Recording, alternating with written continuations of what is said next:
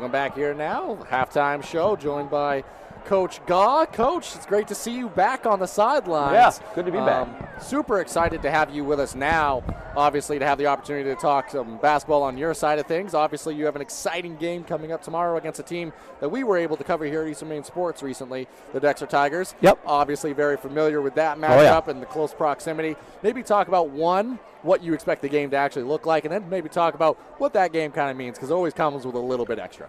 Oh yeah, no, it's been a rivalry forever. Dexter's they're a very solid team. They haven't changed much in 50 years. They're going to throw some pretty solid man-to-man at you. They're going to roll a motion offense.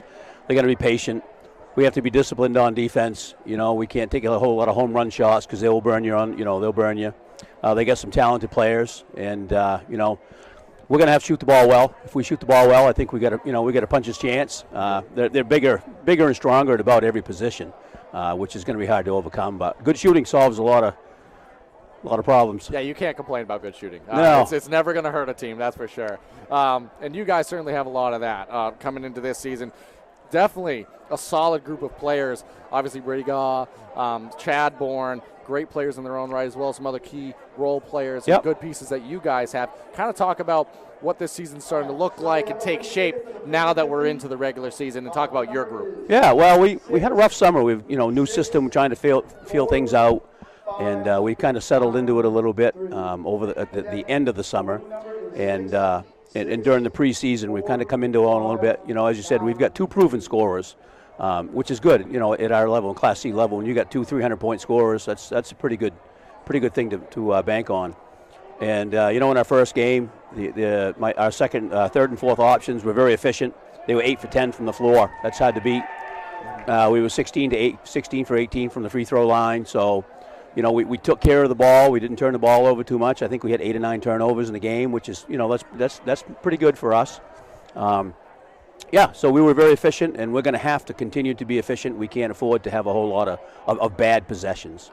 Yeah, and now talking a little bit more about you and the team. You mentioned a minute ago that there's a new system. Obviously, your acumen and your coaching ability speaks for itself. You're very talented. But now with a little bit of that changeover, what has that looked like, and how have the players, adjusted? Obviously, as I said, you're great in what you do. But what's that transitional period been looking like so far? Well, it is a difference. Coaching boys and girls. Boys tend to improvise a lot more.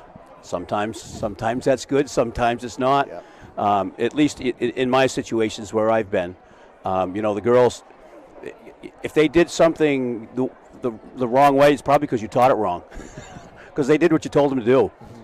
And boys they tend to improvise a little bit more, I think.